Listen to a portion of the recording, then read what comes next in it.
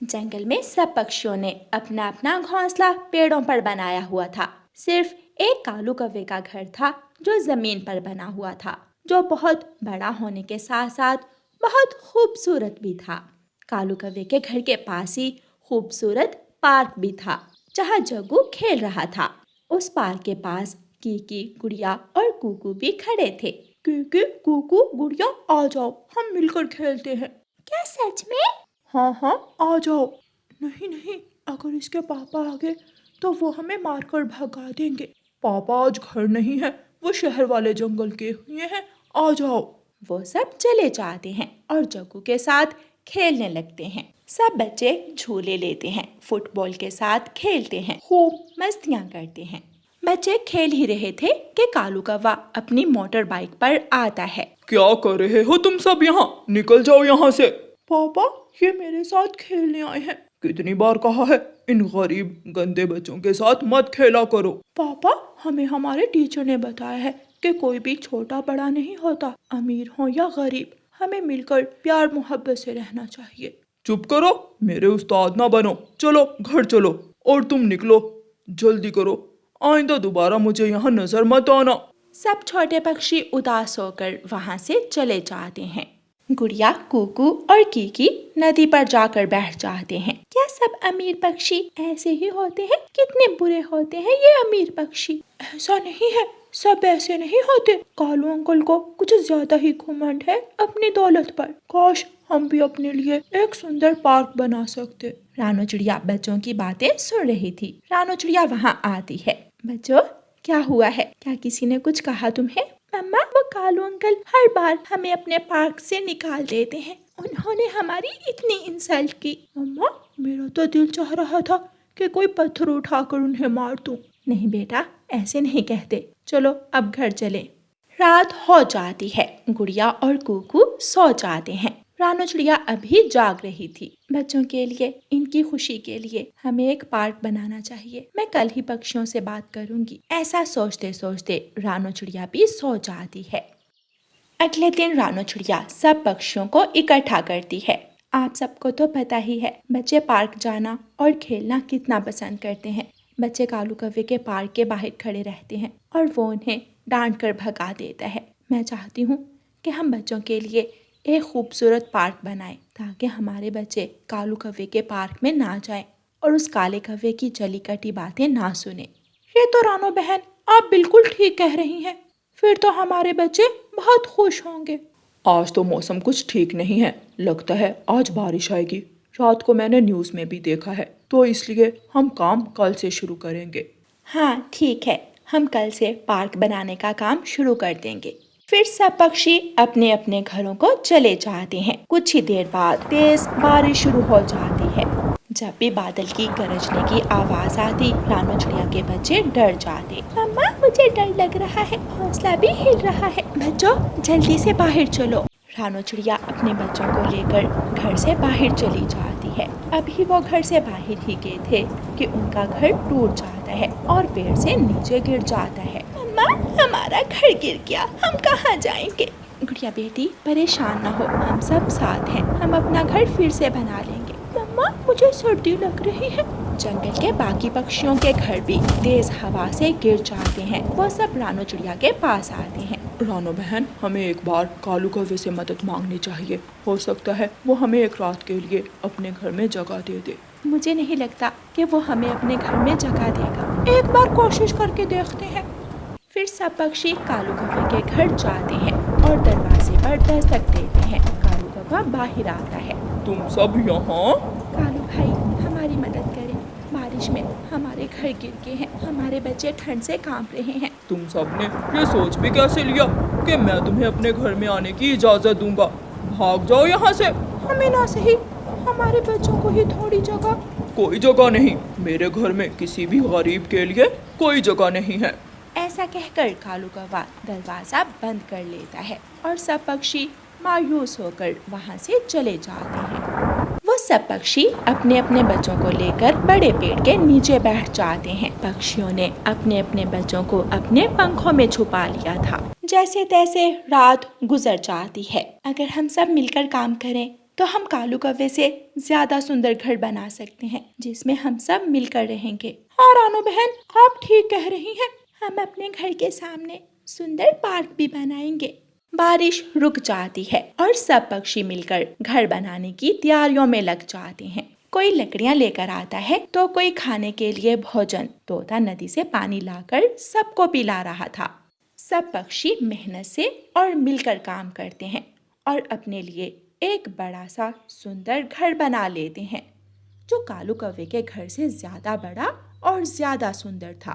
इतना सुंदर घर, मेरे अलावा और किसी का घर ऐसा नहीं हो सकता। मैं ये घर रहने ही नहीं दूंगा, मैं इसे आग लगा दूंगा। सब पक्षी मिलकर भोजन लेने चाहते हैं तो कालू कौवा एक लकड़ी से आग लगाकर उनके घर की तरफ बढ़ता है तो उसे रानो चिड़िया देख लेती है। ये तुम क्या कर रहे हो, हट जाओ यहाँ से। फिर कालू कौवे और रानो चिड़िया में लड़ाई शुरू हो जाती है और आग वाली लकड़ी जाकर कालू कौवे के घर पर गिरती है। देखते ही देखते कालू कौवे का सारा घर जल जाता है। मेरा घर, मेरा घर, मैं बेघर हो गया। काले कौवे जो दूसरों के घरों में आग लगाते हैं, उनके अपने घर उस आग से महफूज नहीं रह सकते। कभी कभार वही आग उनके घरों को भी लग जाती है। दूसरे पक्षी भी भोजन लेकर आ जाते हैं।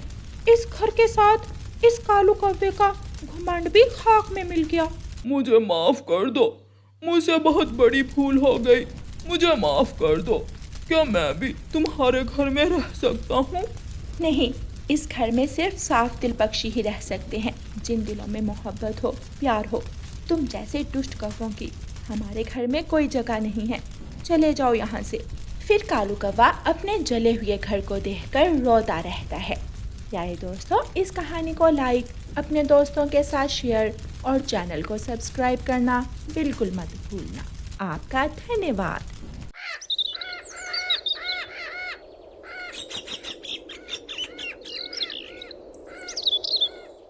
रानो चिड़िया की ऐसी कहानियाँ सुनने के लिए YouTube सर्च बार में रानो चिड़िया की कहानी लिखें या फिर ये बटन दबाकर बोलकर कहें रानो चिड़िया की कहानी।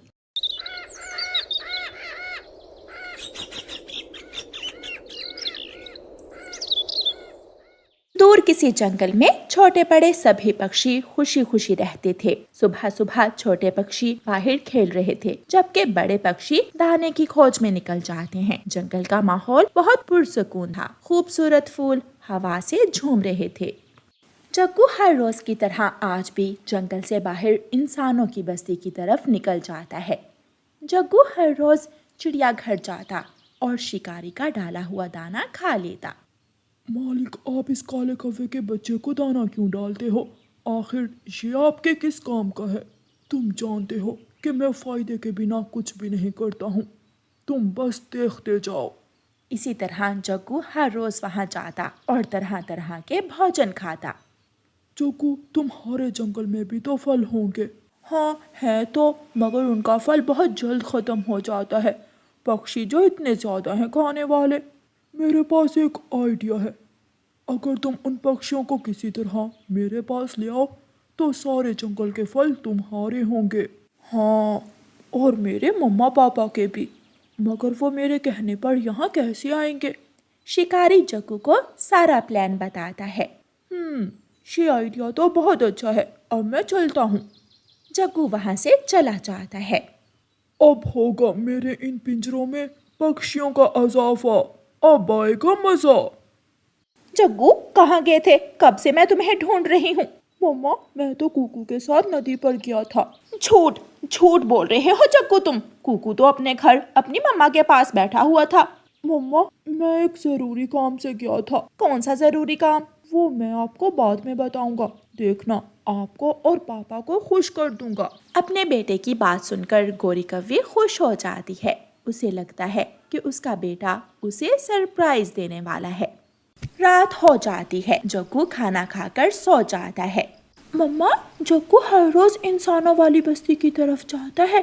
कुकू, गुड़िया, तुम दोनों कभी भी इंसानों वाली बस्ती की तरफ मत जाना, वरना वो इंसान आपको पिंजरे में कैद कर लेंगे। यूं ही बातें करते करते चिड़ियाओं का वो परिवार भी सो जाता है। अगले दिन जग्गू अपने दोस्तों के पास कुछ फल टोकरी में डालकर लाता है। जग्गू, तुमने इतने सारे मीठे फल कहाँ से लिए हैं? ये मुझे एक इंसान ने दिए हैं। उसके पास ढेर सारा अनाज और फल है। मैं तो हर रोज वहाँ जाता हूँ। क्या आप भी मेरे साथ चलोगे? नहीं नहीं, इंसान पक्षियों को कैद कर लेते हैं, मैं तो नहीं जाऊंगा। जग्गू, तुम खुद भी गलत काम करते हो और दूसरों को भी गलत काम पर लगाते हो। आई बड़ी गलत गलत कहने वाली। मैं तो इन सब के लिए ही कह रहा था। मुझे क्या, मैं तो जा रहा हूँ मीठे मीठे फल लेकर। रुको जग्गू, ये तो तुम हमारे लिए लाए थे। हाँ लाया था, मगर अब नहीं मिलेंगे। तब ही मिलेंगे जब तुम सब भी मेरे साथ चलोगे। जग्गू, मैं तुम्हारे साथ जाऊंगा। मैं भी जाऊंगा। जब जग्गू रोज जाता है तो हम भी जा सकते हैं। इंसान अच्छे भी होते हैं। फिर कीकी और मिठू जग्गू के साथ चले जाते हैं। शिकारी इंसान उन्हें देखकर बहुत खुश होता है। अब तो मेरी सर्कस में और भी रौनक हो जाएगी। पैसे आएंगे, पैसे। जैसे ही पक्षी मीठे फल खाने लगते हैं तो शिकारी अपना जाल फेंककर उन्हें पकड़ लेता है और पिंजरे में कैद कर देता है। जग्गू वहां से भाग जाता है। जग्गू रुको, हमें बचाओ। जग्गू, तुम हमें यहाँ लाए थे और अब भाग रहे हो। रुक जाओ, हमारी मदद करो। जग्गू कहाँ रुकने वाला था, वो जल्दी से वहां से उड़ जाता है।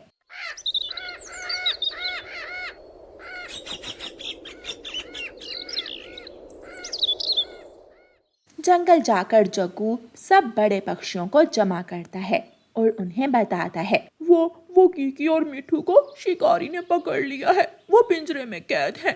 आप सब जल्दी चलें। सब पक्षी जग्गू के साथ जाने ही वाले थे कि गोरी वहां आ जाती है। आप सब कहाँ जा रहे हो? मेरे बेटे को शिकारी ने पकड़ लिया है और कीकी भी उसके साथ है। हम वहां जा रहे हैं। देखो, मेरा बेटा कितना अच्छा है जो अपने दोस्तों के लिए भागा भागा आया। उन्हें लेकर भी तो यही क्या था। चले अब। मैं भी आप सबके साथ चलती हूँ। नहीं नहीं, मेरा मतलब है कि आप वहाँ जाकर क्या करेंगी? हम बचा लेंगे उन्हें। लेकिन गौरी कव्वी जग्गू की एक नहीं मानती और सब पक्षियों के साथ चल देती है। सब पक्षी इंसानों की बस्ती में पहुंच जाते हैं। जग्गू भी उनके साथ ही था। उस तरफ, उस पेड़ के नीचे। सब पक्षी जैसे ही पेड़ के नीचे जाते हैं, ऊपर से एक बड़ा जाल आकर उनके ऊपर गिरता है। हाय, मैं मर गई। ये क्या? ये जाल कहाँ से आ गया? जग्गू, जग्गू, ये कहाँ ले आए हो तुम हमें? मम्मा, मुझे बहुत डर लग रहा है। इतने सारे पक्षी और वो भी एक साथ। वाह जग्गू, कमाल कर दिया तूने। लेकिन शिकारी, मेरी मम्मा को छोड़ दो। शिकारी जग्गू की एक नहीं सुनता और सब पक्षियों को अलग अलग पिंजरे में कैद कर देता है। जग्गू भी पीछे पीछे ही था। मैंने बहुत गलत किया मैंने। जग्गू रोने लगता है। फिर वह सब पिंजरों को देखता है। कूकू, कूकू कहाँ है? शायद वो जंगल में ही है। मुझे उसके पास जाना चाहिए। जग्गू जल्दी से जंगल जाता है और कूकू को ढूंढने लगता है। वो कूकू को आवाज लगाता है। कूकू, कूकू, कहाँ हो तुम? जग्गू की आवाज सुनकर कूकू जग्गू के पास आता है। जग्गू, सब कहाँ है? मेरी मम्मा, मेरी बहन और मेरे दोस्त सब कहाँ है? जग्गू कूकू को सारी बात बताता है। मैंने तुम्हें कहा था ना, तुम्हें इंसानों की बस्ती की तरफ नहीं जाना चाहिए। चिड़ियाघर में एक छोटी बच्ची आती है। वो गुड़िया को पकड़ लेती है और उसके पंख खींचने लगती है। छोड़ दो, मुझे छोड़ दो, मुझे दर्द हो रहा है। मेरी बच्ची। फिर कुछ देर खेलने के बाद वो छोटी बच्ची वहाँ से चली जाती है। जग्गू और कूकू वहाँ आ जाते हैं। जग्गू, पहले हम इस बिल्ली को आज़ाद करेंगे। जब ये भागेगी तो शिकारी इसके पीछे भागेगा और हमें सबको पिंजरों से आज़ाद करने का समय मिल जाएगा। वो ऐसा ही करते हैं। बिल्ली निकलकर भाग जाती है। शिकारी बिल्ली को पकड़ने के लिए भागता है और कूकू और जग्गू जल्दी से सब पिंजरों के दरवाजे खोल देते हैं। हम यहाँ आए ही हैं तो चलो बाकी जानवरों और पक्षियों की भी मदद करते हैं। वो सब मिलकर सब पक्षियों को खोल देते हैं। सारे पक्षी और जानवर आज़ादी मिलने पर बहुत खुश थे। शिकारी इंसान पक्षियों और जानवरों को पकड़ने के लिए इधर उधर भाग रहा था। मैं बर्बाद हो गया, मेरे जानवर, मेरे पक्षी, मेरे पैसे। शिकारी रोता रह जाता है। सब पक्षी खुशी खुशी अपने जंगल चले जाते हैं। आप सब मुझे माफ कर दें, मैंने बहुत गलत किया। गलत तो तुमने सच में किया, मगर ये भी सच है कि अगर तुम हमें वहां ना लेकर जाते तो आज सब पक्षी आजाद ना होते, इसलिए हमने तुम्हें माफ किया। आइंदा ऐसी कोई हरकत की तो पंख काट कर बिठा दूंगी तुम्हें। सब पक्षी हंसने लगते हैं। प्यारे दोस्तों, इस कहानी को लाइक, अपने दोस्तों के साथ शेयर और चैनल को सब्सक्राइब करना बिल्कुल मत भूलना। आपका धन्यवाद।